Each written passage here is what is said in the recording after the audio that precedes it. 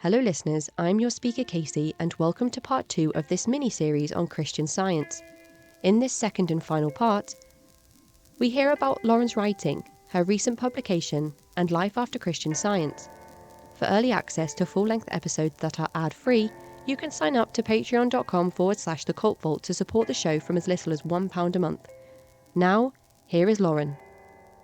It's interesting because where some people might say that an overarching major religion like Christianity, like Catholicism, like Islam, like Judaism, etc., one of the 7, I think, big names, under that are numerous branches which have their own sects, which have their own groups, and so on. So Christian Science finds itself under the umbrella of Christianity. And the way that cult-like environments crop up are usually where typically men in roles of leadership will take their interpretations of their sect of Christianity, for example, and interpret it in their own way.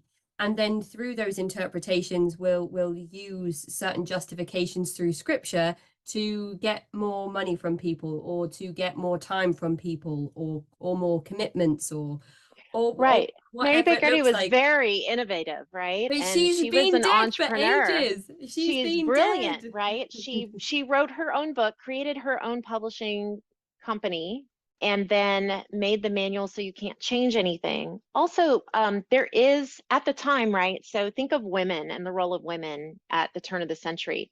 There was no birth control. There was no property ownership outside of marriage. Her own family life was pretty turbulent. She actually had a son who didn't even live with her. It's unclear if he was taken away or if she asked for him to live with the people that he was raised by. But so within Christian Science, there is a huge component of feminism, if you will, not maybe traditional like textbook feminism, but a value on women. So women are highly valued. Women are 100% able to be one of the readers, or usually they pick a man and a woman, not 2 women, but I'm sure with the dwindling memberships, I'm sure out there are churches who have 2 women as both of the readers. But in my experience, it was usually they tried to have one or the other, and it didn't really matter who was who. My mom was a reader for a while. I think she was the Bible reader. And so it's like a 3-year commitment. And Sunday school teachers can be women. Also, this is super interesting, right? So she redefines God and coined the phrase father dash mother God. Father, mother, God. So growing up, like that actually was like a really beautiful, very much appreciated and revered portion of Christian Science. So sometimes at the end of these interviews, people ask, well, what was a positive takeaway? And so I'll just offer that up. Like, it has been slightly challenging to leave a group like this that does highly value women just as much as men and equates them really as equals in the religion. There's not a whole lot of like misogyny that I ever detected, and an equilibrium, so to speak, in marriage, other than the normal like social norms of that time period, like my grandparents versus my parents looks a little bit different. But this father, mother, God, like it made a lot of sense. And I still have yet to kind of parse that out today. Like now I see Catholics leaning on Mother Mary, Saint Mary, as their comfort, especially to women, and that piece of like, how do I align myself, or how do I see myself as created by God, but yet we think God is only male. So it was interesting. There's a section of Science and Health where she talks about like the qualities of the female and the qualities of the male. And like, I always really loved all of that because it added so much value and so much nuance to like, if you're going to believe in a God, like, and a God created all of us the way that we are, like he must understand me as a woman just like he would understand me as a man. So that's like a little bit of a hiccup, I feel like, with biblical Christianity. Like the evangelical strain, maybe they have a little trouble like figuring out where women fit, and that's where a lot of the the destructive groups out of the evangelical and fundamentalist Baptist and some of those, and then into the Mormon groups. And, they're so terrible to women. And just awful. And so I guess I can be, Christian Scientists are super good at being grateful. Like we were brought up with like this grateful practice that's sort of similar to like positive psychology.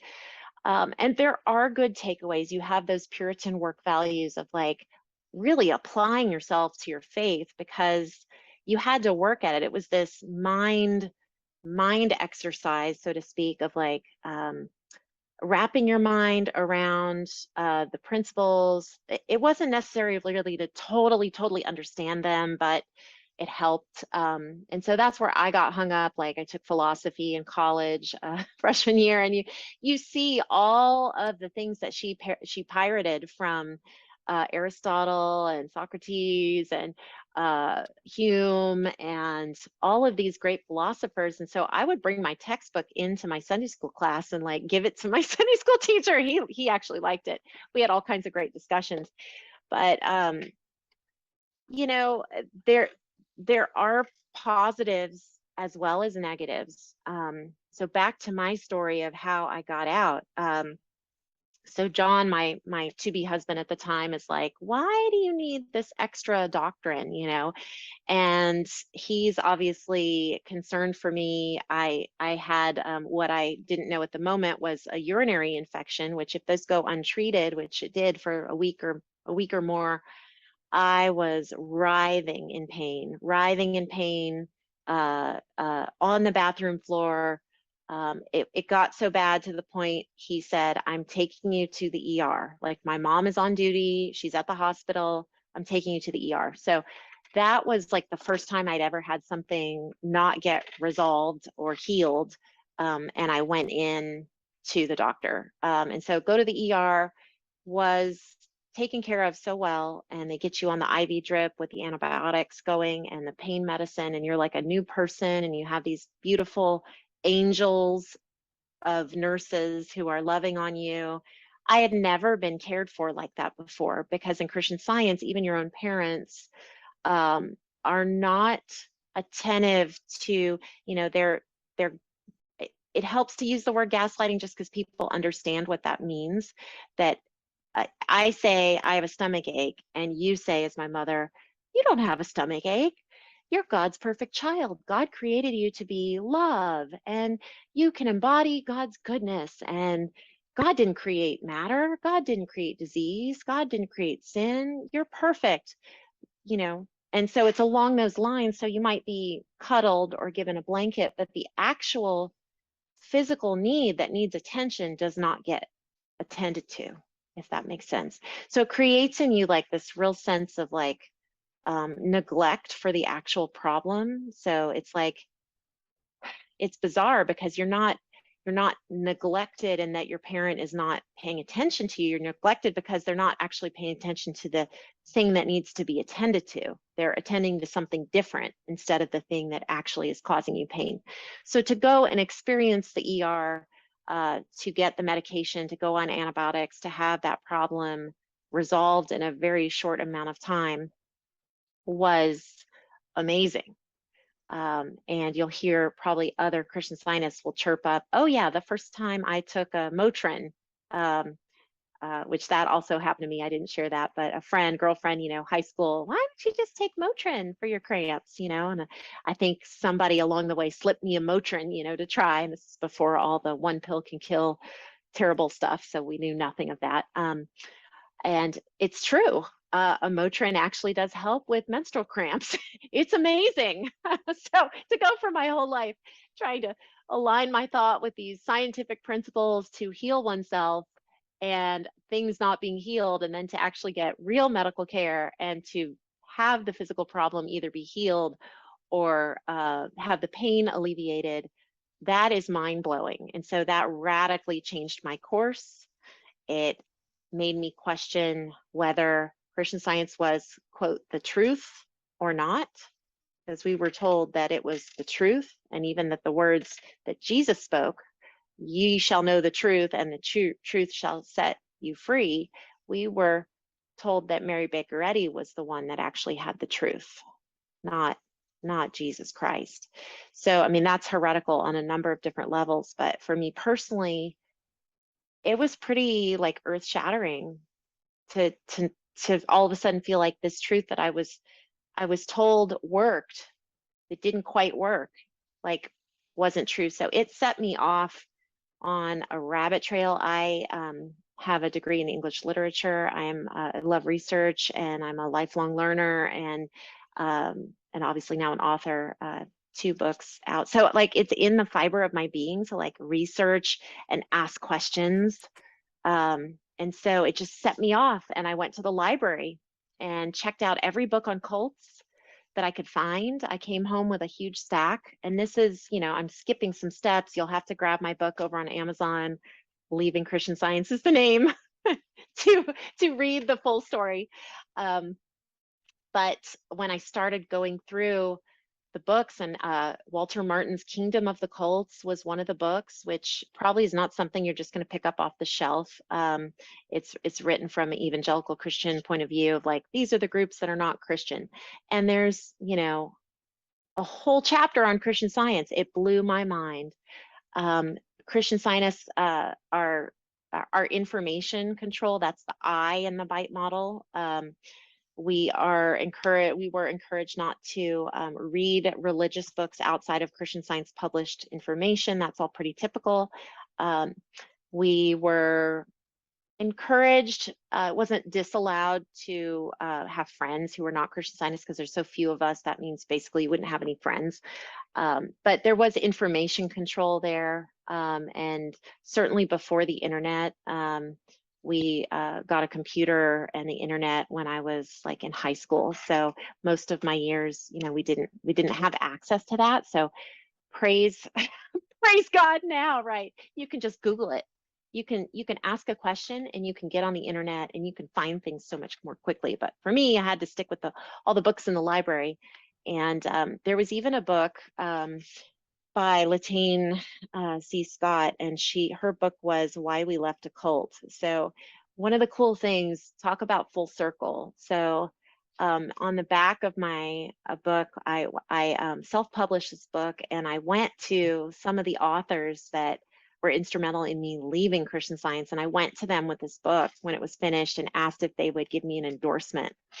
And so actually, Walter Martin had passed away, but his daughter, Jill Martin Rishi, runs his ministry still to this day. And she and I sort of became friends through this. And she gave me an endorsement on the back of my book. Josh McDowell is another Christian author who writes on cults and things, and their ministry also gave me a quote. And then Latane C. Scott, in her book, Why We Left a Cult, she came out of Mormonism. It was a book, a compilation of stories of people who left, like Jehovah's Witness and Mormon and Christian Science. But there's a story of a Christian Scientist in there. And so it impacted me in such a huge way to read someone's story. That's why I wrote this book. It's like, stories have this way of compelling people into the shoes of someone else that nothing else can. I mean, you talk to people all the time who have written their memoir, and it's incredible, right? The power of story to like draw you in, and you take a little piece of whatever each person's story, and you have a way of like, our minds can apply it to our own lives. We see each other in each other's stories. And so that's just a little bit of my story out.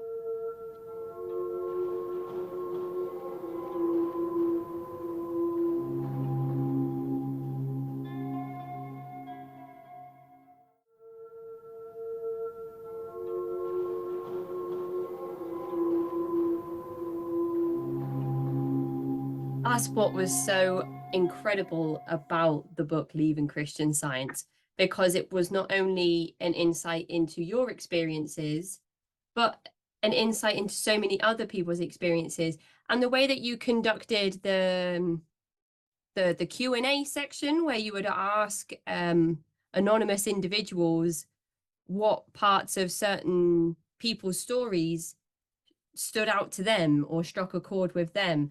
And one of the overarching themes that I identified throughout the various different stories was that Mary Baker Eddy positioned herself higher than Jesus Christ.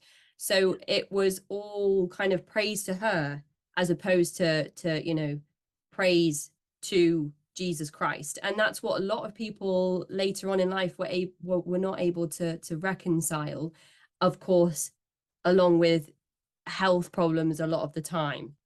So what I was going to ask you was whether you can recollect any times in your life or in any of these stories where there were significant moments of confirmation bias, where somebody got extremely sick and they aligned their thoughts and everybody around them aligned their thoughts, and this person made a full recovery, which would only really exacerbate somebody's or would only feed somebody's faith in Mary Baker Eddy's teachings? Yeah, that's a really good question. And it's pretty much like the bedrock to how people are convinced that Christian Science is true, because there are so if I were to like proselytize to you as a Christian Scientist, I would tell you about the many documented healings that have happened. And there are books that are sanctioned by the Christian Science Church that document a lot of these stories and healings. Also baked in is the testimony meeting on Wednesday nights, where people are it's something you're brought up to do. And this maybe harkens a little bit. Mormons also have this very significant component of testimony, like bearing their testimony. But in Christian Science,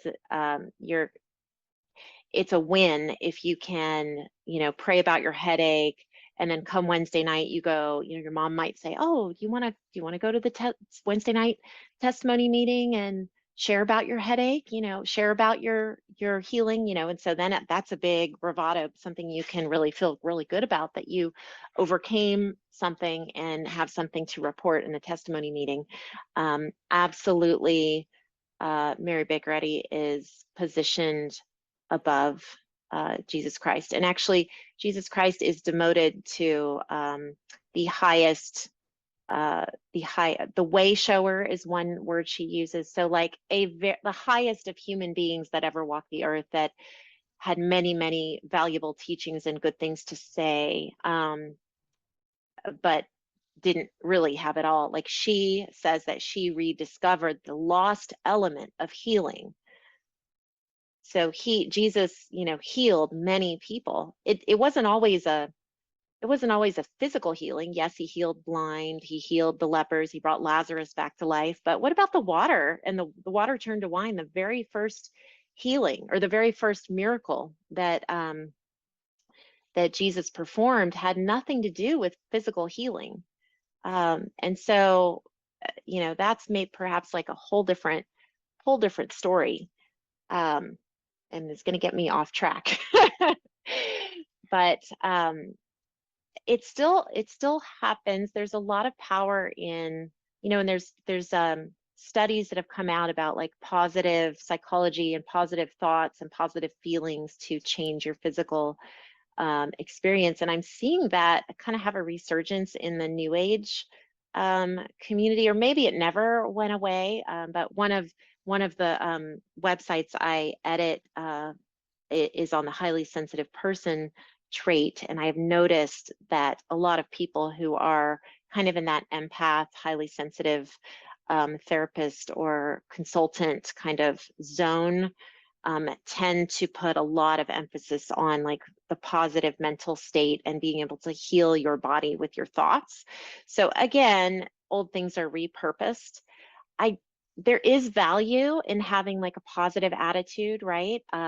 Applying positive thoughts, saying positive things to yourself when you are feeling depressed, or you're having, like right now, I'm waiting to get hip surgery and I have a lot of hip pain throughout the day. And so I'm trying to use those skills that I've learned to be positive. But alongside that, I've also learned good self-care, which is not trying to go run 5 miles when my hip is screaming at me. That's something, if if I was still in Christian Science, I may still try to do the things that I normally did because I'm sort of ignoring those symptoms that my body is telling me.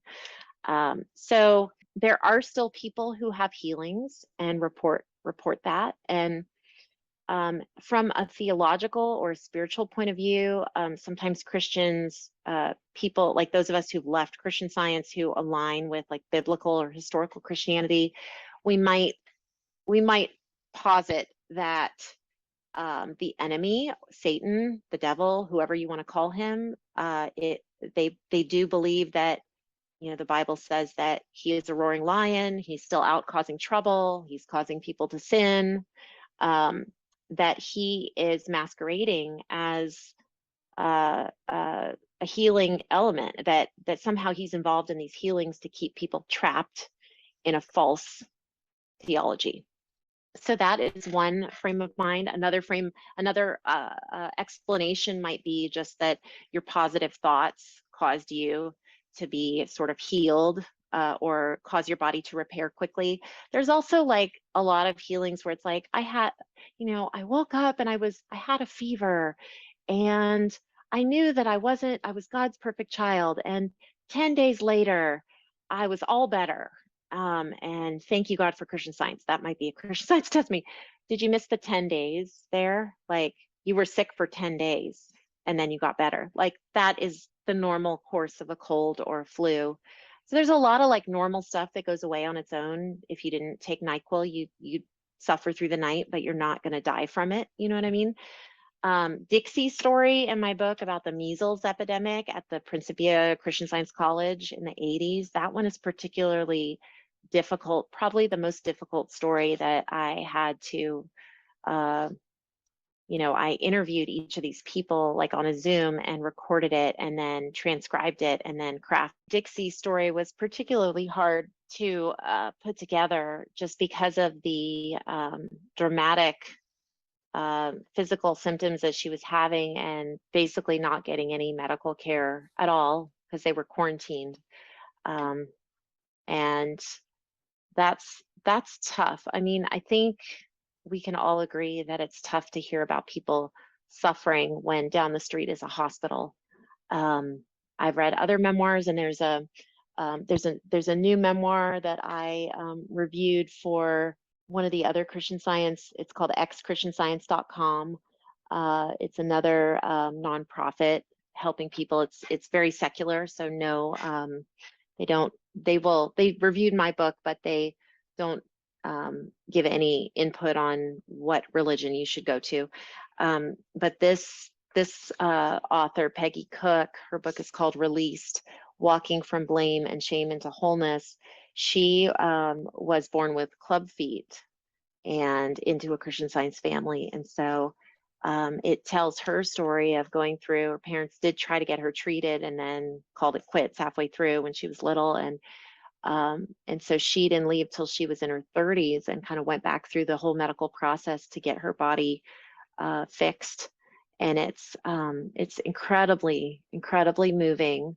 And the thread that I see through all of these stories, even stories that are not people out of Christian Science, but other cultic groups, are the resilience and the strength is something, if we could bottle it and sell it, it would make everybody $1 million, because the people, and I consider myself to be a strong and resilient person as well, but the people who come on your show and tell their stories, like, you don't have wimpy people who've succumbed to their life being torn apart and they're mentally unstable. Like, though they do exist, but those are not the people who show up here for these type of interviews and who write books.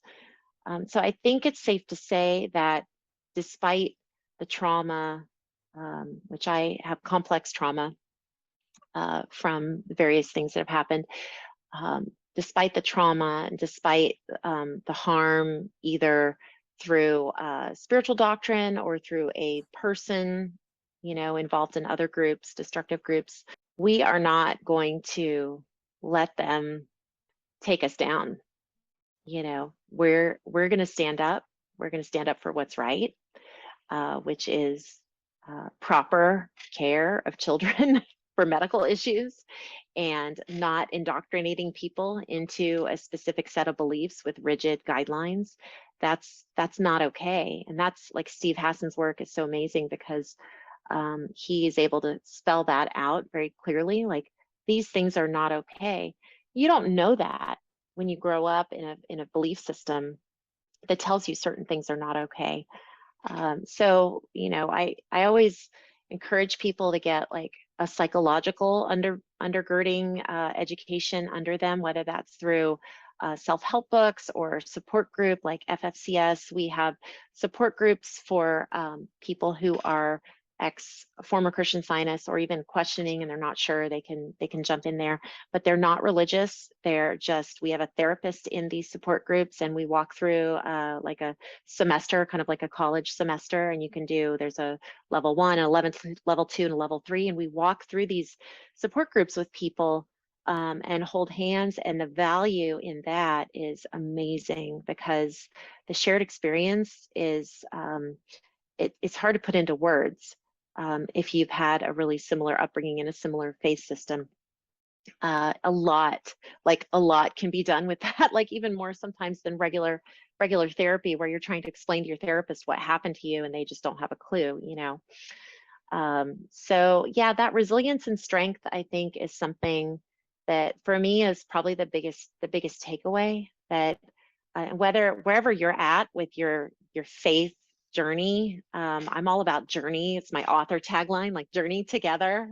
I used to have God's journey together in it, and I strategically took out God's journey because I didn't want anybody to feel like if their journey didn't include God, or they didn't know what about God to include, they could still feel like they're with me. And in the opening of the book, Leaving Christian Science, I say, like, you know, if you're reading this because you disagree, like, there's still a place for you here. Like, there's a place for each of us, a place for whatever point in the journey that we're on. But the journey that we're on together, I mean, it includes like looking around side to side and going, wow, you're really strong. Like, you made it through this experience. Like, you're resilient. That's like the people that I interviewed. I'm like, holy smokes, I guess I'm strong too. Like, I guess I made it through. And there's really nowhere to go but up. You have to write that down and remind yourself sometimes, because it often can feel like the way out, which I love. The UK, you know, the signs and the bus stations and stuff. Do they still say way out instead of exit? I always love that about Narnia, all the Narnia movies. But Yeah, most signs do. Yeah, way out. Yeah, thinking about it now. Yeah, I yeah, can. and there's the hashtag, you know, I got out, for people who have gotten out of cults. And so for me, that is a biggest piece of the journey, is like, what was your way out, or what is your way out, or what will be your way out? Because we're not meant to live in an oppressive group that determines all of these things. That's antithetical, I think, to human living, and we're not wired for that. So it's an aberration in how we're really supposed to be living. So anyway, if your experience or your way out includes a pivot to a belief in God, mine did. And it's not something that I feel like I was definitely taken on a journey and like pointed in that direction, and that's my own story. But for every story like mine, there's someone who is still questioning and still kind of circling the building, so to speak. And that's okay too. Like, it's a lot. The comments about the bravery, the unwavering bravery of all of the guests that have appeared on this show is just, I mean, I don't know if it's the appropriate place to say this, but it's quite miraculous, really, I think. Every time I'm going through the editing process after an interview, there's just things that I am absolutely astonished with that perhaps I didn't take in fully the first time that the guest offered certain pieces of information to me. I just think every single person that's appeared on this show is incredible, and I always carry that with me when I'm feeling maybe a bit tired or maybe a bit burnt out, and then I listen to back to another one of the episodes and I'm like, how could anybody ever, want to stop doing this work? I think it's absolutely amazing. And what you said about Dixie's story as well, I found that part of the book also particularly difficult, especially when it occurred to her that maybe she was on her own and nobody was visiting because she was contagious, and people knew that if they came to her, they would also get sick, which kind of undermines the entire religion of Christian Science. So to have that epiphany when you're on your own and sick and lonely and quarantined was really quite a thing to read in that part of the book. But what really underpinned the whole book together was this common thread that everybody in the book that was interviewed or participated left Christian Science and found traditional Christianity. And what you said about everybody being on a different journey, me as an atheist reading that book didn't feel like I was being evangelized or proselytized to in any way whatsoever. I felt like I was just reading people's experiences of being in Christian Science and then finding traditional Christianity. And I think it's really important to point that out to people, that as somebody that is not religiously affiliated or spiritual in any way, that's not what my experience of reading the book was. I was moved by every individual story in the book and how different they were, but how there were small common things that were able to tie people's experiences together, that just says, we're all just human. And it was a very moving book, Leaving Christian Science. And I think it's also an incredible resource for anybody who has left a religious movement and feels like they still could be or perhaps are spiritual or Christian in some way, but they're not sure what that looks like. I think this is an incredible testament to how people were able to rekindle their faith in what they felt was the authentic truth and not the one that they'd been raised in. And it's given me goosebumps to say that. I just think it's incredibly important to highlight that fact, that there are still people that are extremely devout in their faith in a way that feels productive and healthy and beneficial to them, as opposed to lethal, perhaps. That's really incredible the way that you articulated that, and I appreciate that a lot as an author, because I did have a moment, like after it was published, it was out there. I didn't share with my close family who are still Christian Scientists. I didn't share until it was like out there, and then I kind of gave them the heads up, which I know was very difficult probably for them, but I had to do it that way. I was afraid for a moment that that it would be too like heavy-handed on the faith part, like. And it's in the title, and all I can say is that I know what I believe for myself now, and I think that those that were interviewed, like they share that. Like it's just so hard. It's hard. I never liked, and I still don't like the kind of like baked in it's baked into the pie that if you are a Christian, you should be talking and sharing and speaking with your neighbors. And I I approach that for myself, that like all I can do is like I think I have it figured out for myself, like what I believe. And that is kind of the best that I can do. And so I can love you the way that I think I can care for you as a friend or family member, like the way that I feel like I'm taught in the Bible to care for people. Like all I can do is the very best that I know how to do. And if that doesn't tell you what I believe, I don't know. I don't know what else to do. You know what I mean? Like I don't want to shove anything down someone's throat. And so um, uh, I did pass the book to someone very influential who also is not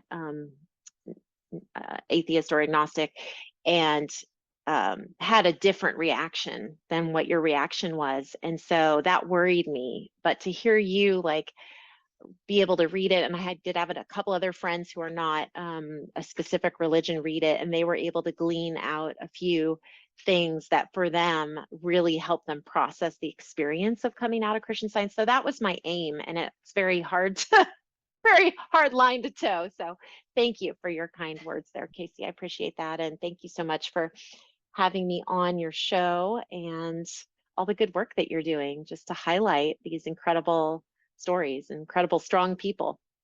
I love it. I feel incredibly honored to be able to have these conversations and to also ask people where listeners should go to buy their books. Yes, thanks so much for asking. So I have an author blog. It's just my name, Lauren Hunter, LaurenHunter.net. And you can go there and all the links to Amazon. You can also just go straight to Amazon if you want, or you can check out blog posts. I'm also a musician, and I like to write poetry.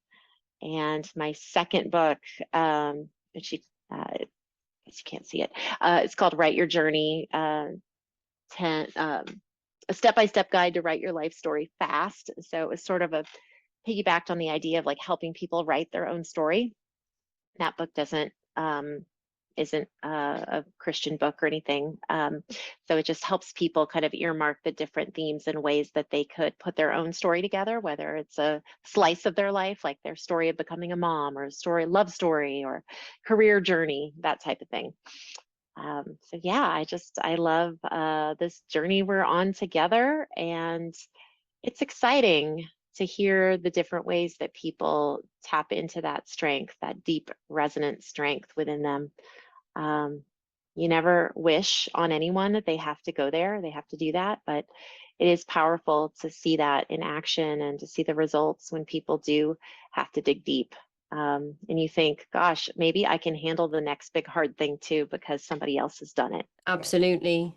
I think that's a very poignant thing to wrap up our conversation today. And also just to mention that I will put all of those links in the episode description for anyone that's interested in getting their hands on a copy of Leaving Christian Science. And we'll aim to run it as one of the monthly memoir giveaways as well. So look out for that across social media platforms, because you might just get your hands on a free copy. And I do want to throw it out there as a recommendation to people, because it is a compilation of various people's testimonies, and it's incredibly moving stuff, and also details Lauren's personal experience in Christian Science as a Christian Scientist and now former Christian Scientist. So it will add a bit more context and information around, mother church visits at age 17, 18 and that sort of thing. So yeah, if anybody would like to know a little bit more about that, then they can head on over to grab a copy of the book. So thank you so much, Lauren, for your time today. Thank you for highlighting the strength and bravery of all of the people that have appeared in your book, all of the guests that have been on this show, and of yourself as well. And I'm so glad that we're able to sit here and celebrate you and your resilience and your strength and bravery, and just to say thank you so much for your contribution to understanding cults and adding to the world of cultic studies. I really, really appreciate you and your time today. Thank you so much, Casey. It's been awesome. So thank you for the conversation. Take care, Lauren. Have a great day. That is the end of this mini-series on Christian Science. To find out more about Lauren's work, you can follow the links in the episode description. To get in touch with me, you can find me at cultvaultpodcast@gmail.com or follow me on Twitter and Instagram @cultvaultpod. I'm your speaker, Casey, host of the Cult Vault podcast.